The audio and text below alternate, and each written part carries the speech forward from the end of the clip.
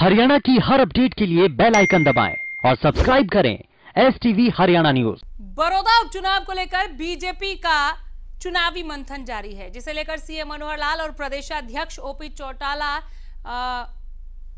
OP Dhankhar माफ कीजिएगा दिल्ली गए हुए हैं। प्रत्याशी को लेकर राष्ट्रीय अध्यक्ष जेपी नड्डा से भी मुलाकात जारी है। बड़ौदा उपचुनाव में उम्मीदवार के लिए प्रदेश बीजेपी हाईकमान के पास पहुंची है। इसी बीच भूपेंद्र मलिक ने भी सीएम मनोहर लाल से मुलाकात की, जिससे उम्मीद की जा रही है कि जल्द ही बीजेपी उम्मीदवार का ऐलान कर देगी।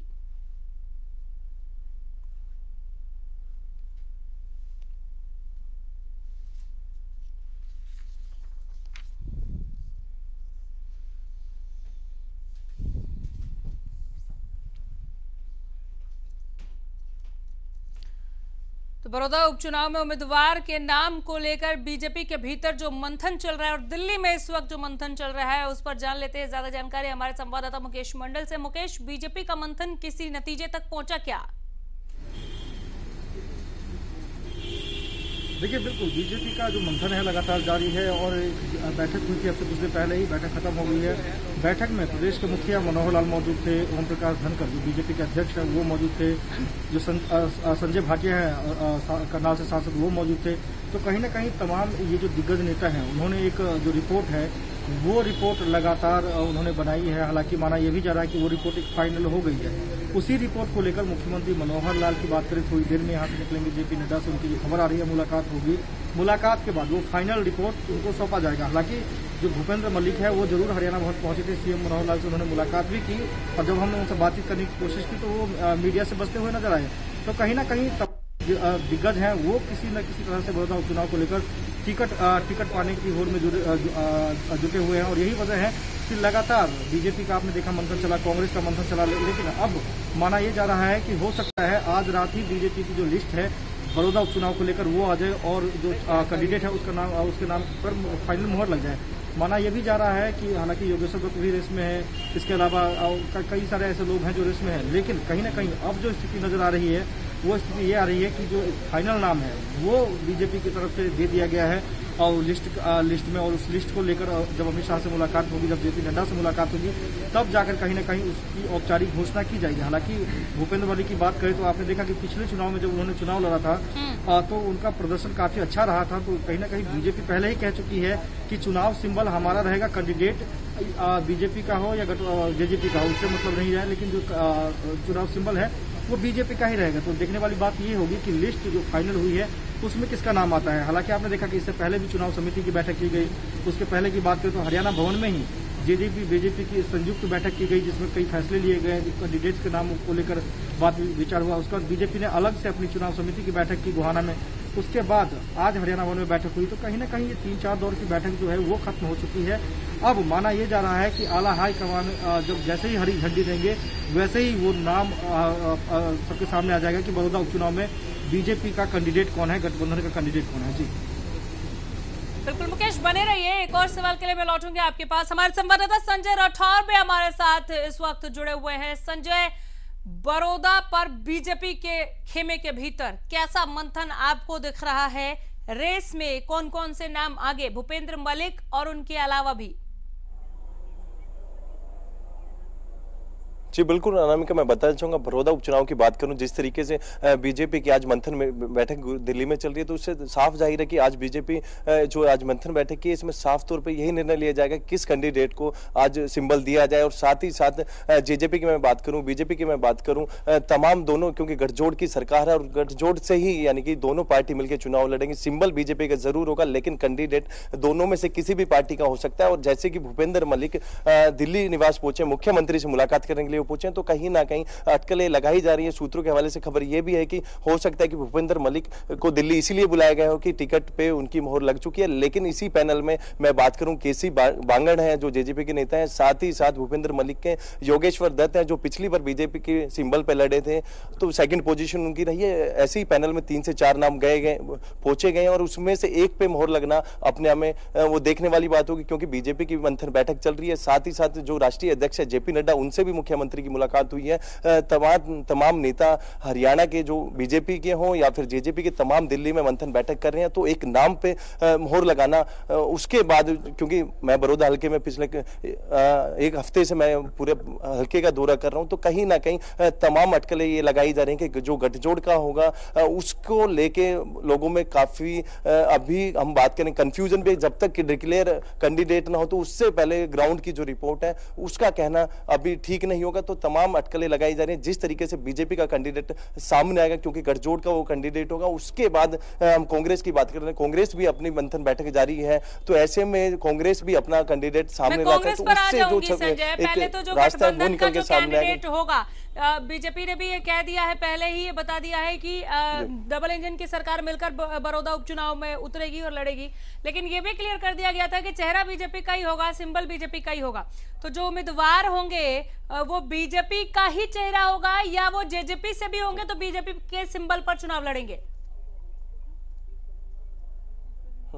जी बिल्कुल अनाम है कि जिस तरीके से भूपेंद्र मलिक आज दिल्ली पहुंचे हैं, तो साफ तौर पे जेजेपी का चेहरा है, क्योंकि लास्ट टाइम उन्होंने जेजेपी से चुनाव लड़ा था। योगेश्वर दत्त की मैं बात कर लेता हूं, बीजेपी से उन्होंने चुनाव लड़ा था। केसी बांगड़ का इस पैनल में नाम है, तो कहीं ना कहीं अटकलें लगाई जा रही हैं कि जो कैंडिडेट होगा वो जेजेपी का होगा और बीजेपी के सिंबल पे लड़ेगा, क्योंकि गठजोड़ की सरकार है आज हरियाणा में, और साथ ही साथ दोनों पार्टी मिलकर ये चुनाव लड़ रही है, क्योंकि किसी भी तरह के जो बड़ौदा हल्का है इसको जीतने की हर पार्टी कोशिश करी है। उसी में बीजेपी अपना दाव खेल रही है कि दोनों पार्टी मिलकर कैंडिडेट को मैदान में उतारेंगी और उस पर भरोसा जताएंगे कि और बड़ौदा की सीट अपने पाले में डालने की कोशिश हर पार्टी की, उसी तरह बीजेपी और जेजेपी की भी है। और साथ ही साथ एक बात मैं बता दूं आपको, जिस तरीके से अभी भूपेंद्र मलिक पहुंचे हैं, जैसे मुख्यमंत्री से मुलाकात होगी, तो इससे साफ जाहिर हो रहा है, क्योंकि सूत्रों के हवाले से यही खबर है कि भूपेंद्र मलिक के जो नाम है उसमें मोहर लग सकती है। अनामिका बिल्कुल, कांग्रेस के खेमे में क्या चल रहा है? बीजेपी के पत्ते खुलने का वेट?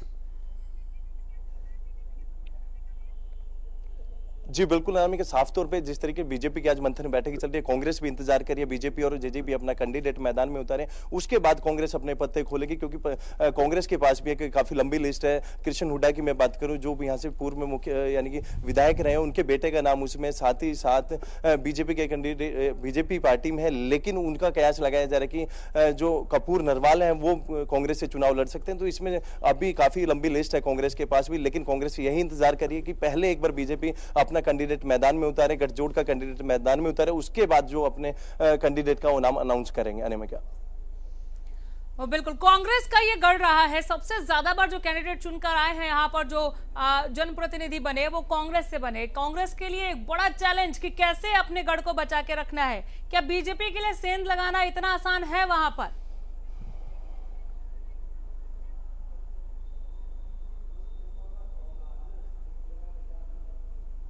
संजय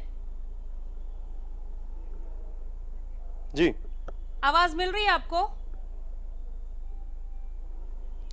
जी, कांग्रेस का गढ़, सबसे ज्यादा बार कांग्रेस के कैंडिडेट यहां पर चुनकर आए हैं। ऐसे में कांग्रेस के लिए कितनी चुनौती होगी अपने एक बार फिर से इस सीट को अपने नाम करना, और क्या बीजेपी के लिए कमल खिलाना इतना आसान रहेगा यहां पर?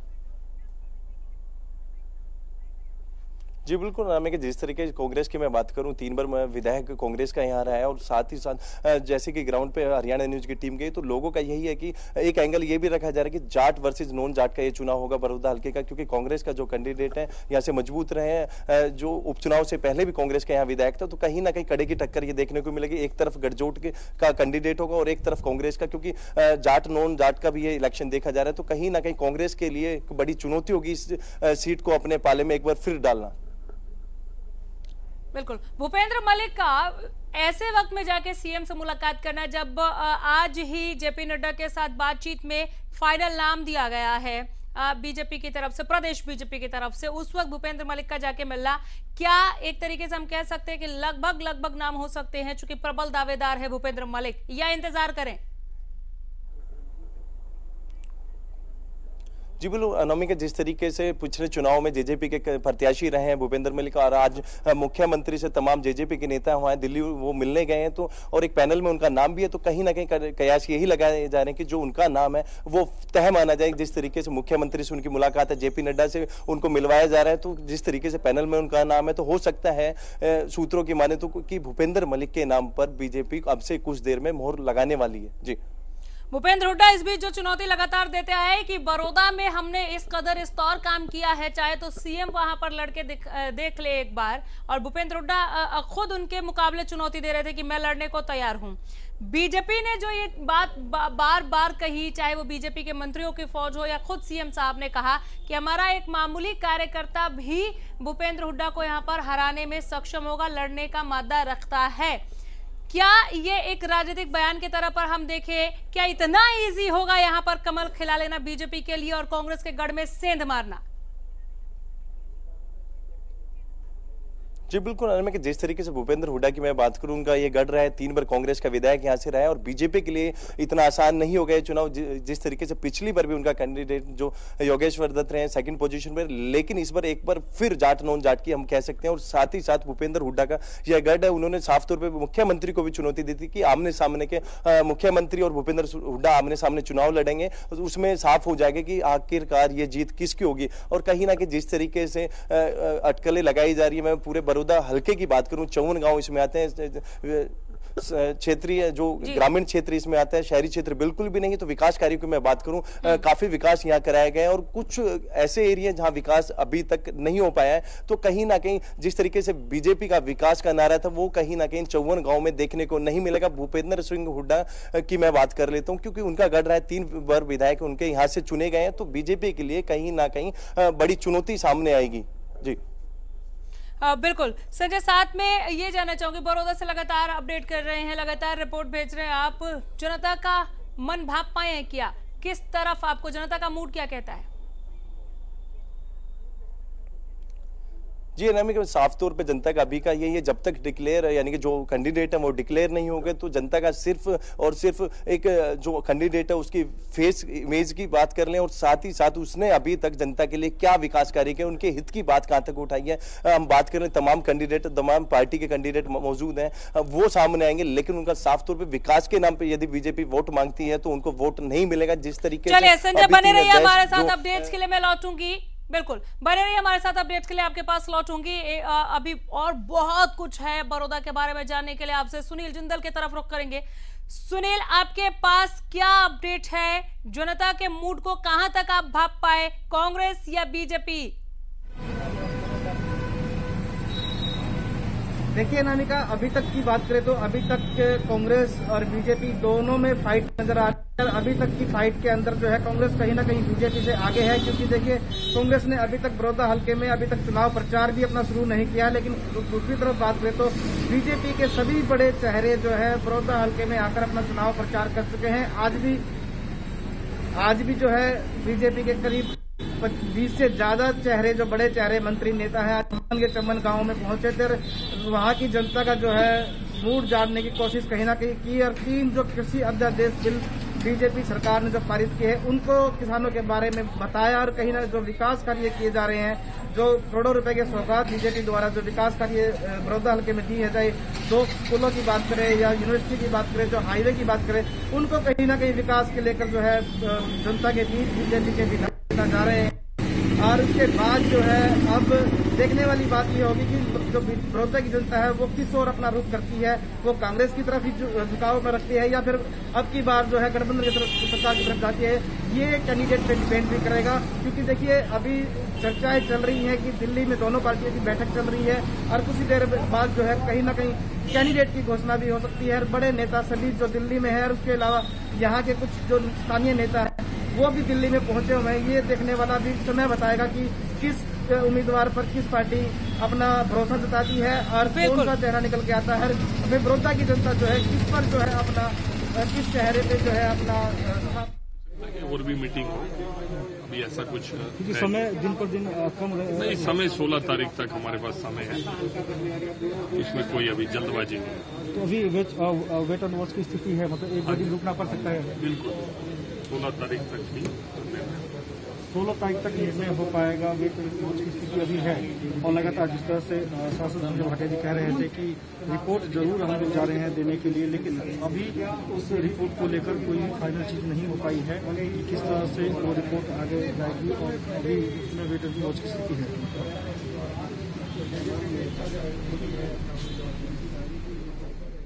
चलो, तो मुकेश को आपने सुना। सुनील, एक बार फिर मैं आपके पास लौट रही हूँ। कांग्रेस का वक्त लेना उम्मीदवार के नाम को फाइनल करने को लेकर, वो भी अपने ही गढ़ में जहां सबसे ज्यादा जीत का मीठा स्वाद जिसने चखा है, उस कांग्रेस पार्टी की तरफ से, क्या कांग्रेस भी कहीं ना कहीं ये समझ रही है कि कुछ भी हो सकता है, बीजेपी कांटे की टक्कर दे सकती है? बिल्कुल, देखिए जिस तरह से पिछली बार चुनाव, अगर बात करें पिछली बार जो चुनाव हुआ था, उसमें जो है कहीं ना कहीं बीजेपी का उम्मीदवार जो है कांग्रेस को टक्कर देने में कामयाब रहा था और महज 5000 से भी कम अंतर में जो है दूसरे पोजीशन पे रहा था। और उसके बाद अगर बात करें तो तीसरी पोजीशन पे यहाँ से जो है जेजेपी का उम्मीदवार रहा था। अब जी बिल्कुल, अब बीजेपी की तरफ से पत्ते खुलने के इंतजार में है क्या कांग्रेस, या नाम अभी फाइनल नहीं हुआ? हो गया सुनील, चलिए संपर्क टूट गया। तो लगातार हम दोनों पार्टियों में गहमा गहमी देख रहे हैं उम्मीदवार के नाम को लेकर।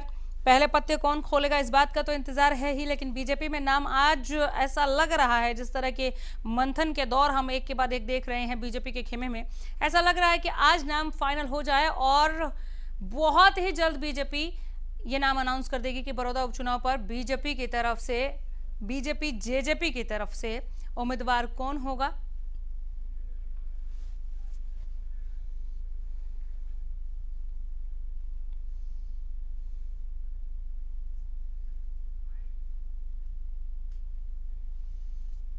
इस बीच एक बड़ी खबर पहुंचा रहे हैं दिल्ली से। इस वक्त की बड़ी खबर, ब्रेकिंग न्यूज दिल्ली से। सीएम से मिलने पहुंचे सिरसा विधायक गोपाल कांडा। मुख्यमंत्री से मिलने पहुंचे सिरसा विधायक गोपाल कांडा। हरियाणा भवन में एचएलपी अध्यक्ष सीएम से मिलने पहुंचे। इस वक्त की बड़ी खबर पहुंचा रहे हैं दिल्ली से, ब्रेकिंग न्यूज। सीएम से मिलने पहुंचे सिरसा विधायक गोपाल कांडा।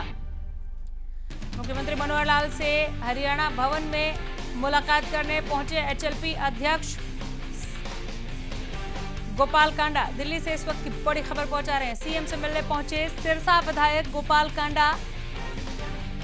हरियाणा भवन में पहुंचे हैं एचएलपी अध्यक्ष गोपाल कांडा मुख्यमंत्री से मुलाकात के लिए। बड़ी खबर दिल्ली से।